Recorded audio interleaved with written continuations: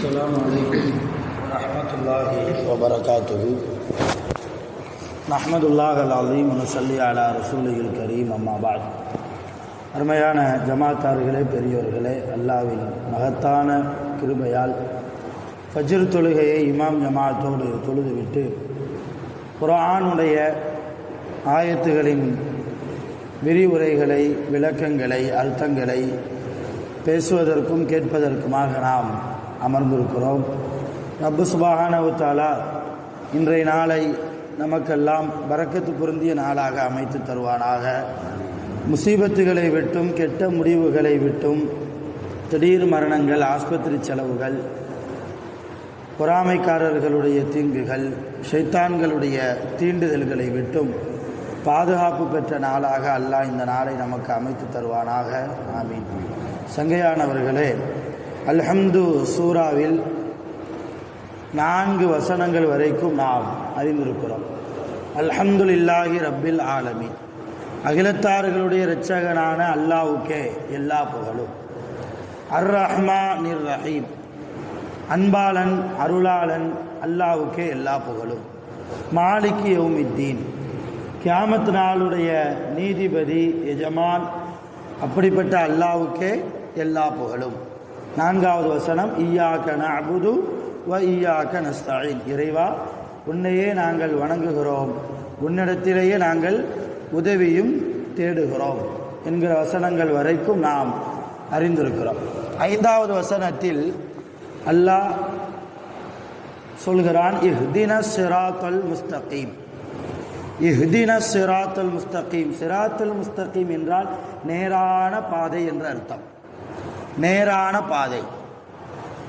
ஸிராத்துல் முஸ்தகீம் பாலம் நம்ம கேள்விப்பட்டிருப்போம் இல்லையா? இந்த பாலம் என்ன? சொர்க்கத்திற்கு போகக்கூடிய நேரான பாலம், அது நேரான பாதை. அது ஸிராத்தல் முஸ்தகீம் அப்படி என்றால் நேரான பாதை. இஹ்தினஸ் ஸிராத்தல் முஸ்தகீம் அப்படின்னா என்ன அர்த்தம்னா, நேரான பாதையை எங்களுக்கு காட்டுவாயாக. எது நேர் வழியோ அந்த வழியை எங்களுக்கு காட்டுவாயாக என்று அடியார்களாக இருக்கக்கூடிய நாமெல்லாம் அல்லாஹ்விடத்தில் இப்படி பிரார்த்தனை செய்யுங்கள் என்று அல்லாஹ் நமக்கு கற்றுத்தருகிறான். சரி, நேரான பாதை என்றால் என்ன பாதை? நேர்வழி என்றால் என்ன வழி? இங்கிருந்து மதுரைக்கு போகிற வழியா, அல்லது இங்கிருந்து புதுக்கோட்டைக்கு போகிற வழியா? என்ன வழி தெரியணுமா இல்லையா? அதை அடுத்த ஆயத்திலே அல்லாஹ் சொல்கிறான், ஸிராத்தல்லதீன அன்அம்த அலைஹிம், நேரான வழி என்றால் இறைவா நீ எந்த மக்களின் மீது அருள் புரிந்தாயோ அந்த மக்கள் எந்த வழியில் இருந்தார்களோ அந்த வழியை எனக்கு காட்டுவாயாக. சும்மா நேரான பாதையை காட்டு, சொர்க்கத்துக்கு போகக்கூடிய பாதையை காட்டு அப்படிலாம் அல்லாஹ் கேட்க சொல்லலை.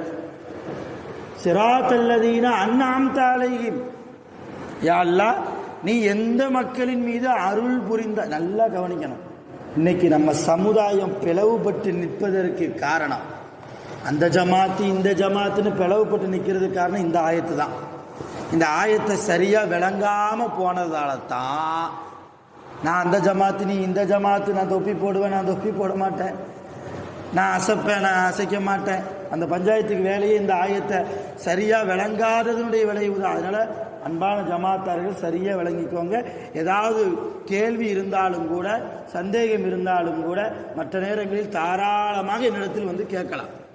அஸ்ஸுவாலு நிஸ்ஃபுல் இல்முன்னாங்க ரசூலுல்லாஹ். கேள்வி கேட்பதுதான் ஞானத்தின் பாதி என்றார்கள். கல்வியில பாதி கேள்வி. கேள்வி கேட்டாதான் சந்தேகம் நீங்கும். இப்போ ஸிராத்தல்லதீன அன்அம்த அலைஹிம், நீ எவர்கள் மீது நிஅமத் செய்தாயோ, அருள் புரிந்தாயோ அப்படிப்பட்ட மக்கள் எந்த வழியில் இருந்தார்களோ அந்த வழியை எனக்கு காட்டுவாயாக. சரி என்று அல்லாஹ் கேட்க சொல்கிறார். இப்போ அல்லாஹ் யார் மேலெல்லாம் நிஅமத் செஞ்சிருக்கான் தெரியும் இல்லையா? யார் மேலெல்லாம் நீ அருள் புரிந்தாயோ அப்படிப்பட்ட மக்கள் எந்த வழியில் இருந்தாங்களோ அந்த வழியை எனக்கு காட்டுவாயாக என்று அல்லாஹ் கேட்க சொல்றான் அல் சூரால. அப்படி இருக்கும்போது அப்போ நம்ம யார் மேலே அல்லாஹ் நிஅமத் செஞ்சிருக்கிறான், யார் மேலே அல்லாஹ் அருள் புரிந்திருக்கிறான் தெரியணுமா இல்லையா? தெரிஞ்சாதானே அந்த மக்களுடைய வழியை நம்ம பின்பற்ற முடியும். 5வது ஜுஸூல இந்த ஆயத்துக்கு பதில் வச்சிருக்கிறான் அல்லாஹ். 5வது ஜுஸுல இருக்குது. இந்த ஆயத்து வரும்போது இன்னும் விளக்கமாக சொல்லுவோம். சுருக்கமாக நான் சொல்கிறேன். அல்லாஹ் யார் மேலெல்லாம் அருள் புரிந்தான் என்றால், முதலாவது நபிமார்கள், 2வது சித்திகீன்கள். சித்திகீன்கள்னா உண்மையாளர்கள். இந்த உண்மையாளர்கள் என்கிற பட்டியலில் சஹாபாக்கள் வருவாங்களா இல்லையா? சொல்லுங்களேன். சஹாபாக்கள் வருவார்கள். அடுத்து போரிலே இஸ்லாத்திற்காக தன் உயிரை தியாகம் செய்த ஷஹீதுகள். அடுத்து நல்ல அடியார்கள், அல்லாஹ்வுடைய நல்ல அடியார்கள். நல்லடியார்களுடைய பட்டியலில் இறைநேசர்கள் வருவார்களா இல்லையா? அவுலியாக்கள் வருவார்களா இல்லையா? அப்ப நம்ம யாருடைய வழியை பின்பற்ற வேண்டும் என்று அல்லாஹ்வே என்னிடத்தில் துஆ கேளுங்கள் என்று சொல்கிறார். முதலாவது நபிமார்கள், 2வது சஹாபாக்கள், 3வது வலிமார்கள், அவுலியாக்கள். இந்த 3 பேருடைய பாதையையும் நாம் பின்பற்றி விட்டால் அதுதான் சோனத்துக்கு போகக்கூடிய நேரான பாதை. அதுதான் சிராத்துல் முஸ்தகீம் என்கிற பாலம். நான் நபியை மட்டும் பின்பற்றுவேன், சஹாபாக்கள் எனக்கு தேவையில்லை, அவுலியாக்கள் தேவையில்லைன்னா நேரான பாதை உனக்கு கிடைக்காதுன்னு அர்த்தம். கிடைக்காது. எல்லா ஹதீஸையும் சஹாபாக்களுடைய விளக்கம் இல்லாம நம்மளால் பின்பற்ற முடியாது. இமாம்களுடைய விளக்கம் இல்லாம எல்லா ஹதீஸையும் நம்மளால பின்பற்ற முடியாது. எனக்கு அல்லாஹ் அறிவை கொடுத்திருக்கிறான், நானே குர்ஆனை விரிப்பேன், நானே ஹதீஸை விரிச்சு பார்ப்பேன், நானே டைரக்டா பின்பற்றுவேன்னு முடியாது. கண்டிப்பா முடியாது. உதாரணமா ஒரு செய்தியை சொல்லி உங்களுக்கு நான் விளக்குறேன். ரசூலுல்லாஹ்ட்ட இப்படி ஒரு கேள்வி கேட்கப்படுது. என்ன கேள்வி? யா ரசூலல்லாஹ், நான் ஒழு செஞ்சிட்டேன், ஒழு செய்ததற்கு பின்னால் என்னுடைய மர்ம உறுப்பில் ஏதோ ஒரு அரிப்பு ஏற்படுகிறது, அதனால் நான் அந்த அரிப்பை நீக்குவதற்காக என் கையை என் மர்ம உறுப்பில் நான் வைக்கிறேன்.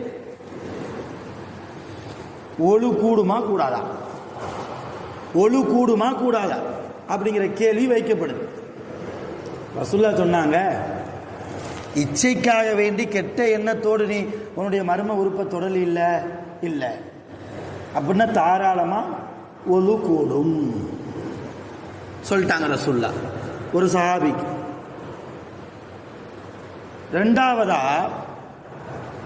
ஒரு பெண் இதே கேள்வியை கேட்கிறாங்க ரசூலுல்லாஹ்ட்ட.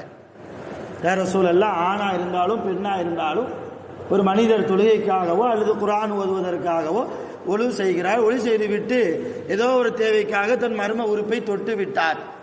ஒழு முறியுமா முடியாதா? ஒரு பெண் கேட்டபோது ரசூலுல்லாஹ் அந்த பெண்ணுக்கு பதில் சொன்னாங்க, ஒழு முறியும். ஒழு முறியும்னு பதில் சொன்னாங்க. இப்போ ஒழு முறியாது அப்படின்னு சொன்னதும் ரசூலுல்லாஹ் தான், ஒழு முறியும் அப்படின்னு சொன்னதும் ரசூலுல்லாஹ் தான். இப்போ இதுக்கு நிறைய விளக்கம் இருக்கு. அதை விளக்கணும்னா 1 மணி நேரம் ஆகும். நான் உங்க சிந்தனைக்காக வைக்கிறேன். இங்க சஹாபாக்களுடைய துணை இல்லாமல், இமாம்களுடைய அறிவை இல்லாமல், ஆய்வு இல்லாமல் நானா டைரக்டா ஹதீஸை விளங்குவேன்னு ஒரு ஆள் இறங்கினார்னா இந்த 2 ஹதீஸ்ல எதை எடுப்போம், எதை விடுவோம்? ஒரு ஹதீஸை எடுத்தா இன்னொரு ஹதீஸை விட்ட பாவம் கிடைக்குமா இல்லையா? இப்ப இதுக்கு நமக்கு யார் தேவை? சஹாபாக்கள் தேவை, இமாம்கள் தேவை. மிகப்பெரிய யாருடைய பாதையை நீங்கள் பின்பற்றினால் சுவனம் செல்வீர்கள் என்கிற எச்சரிக்கை கலந்த துஆவை அல்லாஹ் அல்ஹம்து சூராவில் வைத்திருக்கிறான். அதுதான் 2 ஆயத். இஹ்தின ஸிராத்தல் முஸ்தகீம், யா அல்லாஹ் நேரான பாதையை எனக்கு காட்டுவாயாக. அது எப்படிப்பட்ட பாதை? ஸிராத்தல் லதீன அன்அம்த அலைஹிம், நீ எந்த மக்களின் மீது அருள் புரிந்தாயோ அந்த மக்கள் எந்த வழியில் இருந்தார்களோ அந்த வழியை காட்டுவாயாக. கைரில் மக்தூபி அலைஹிம் வலல்லாலீன், நீ எந்த மக்களின் மீது கோபப்பட்டாயோ, நீ எந்த மக்களை வழி தவற போக செய்தாயோ அந்த மக்களுடைய பாதை எங்களுக்கு காட்டி விடாதே. இவ்வளவுதான் அல்ஹம்து சூராவுடைய அர்த்தம். அருமையான பெருமக்களே, தொழுகிறோம் என்றால் 2 ரக்காத்து தொழுதாலும் நம்ம யாரை பின்பற்றி தொழணும்? நபியை பின்பற்றி தொழணும்.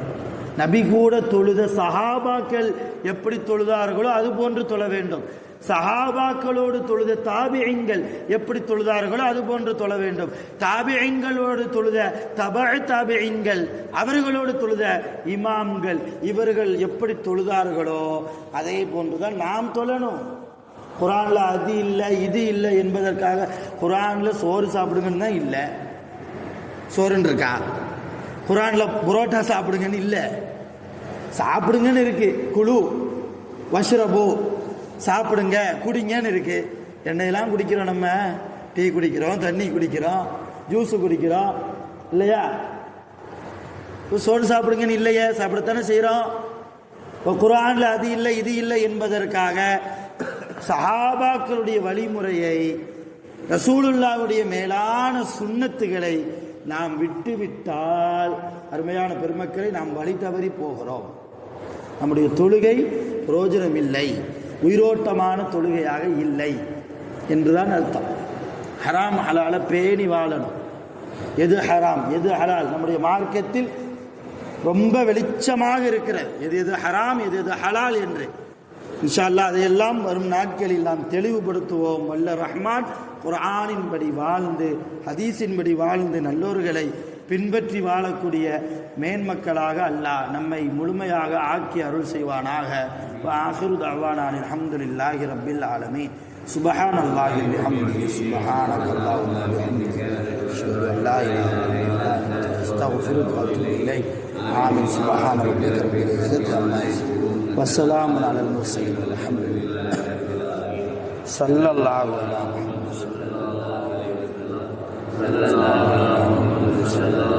வஸல்லம்.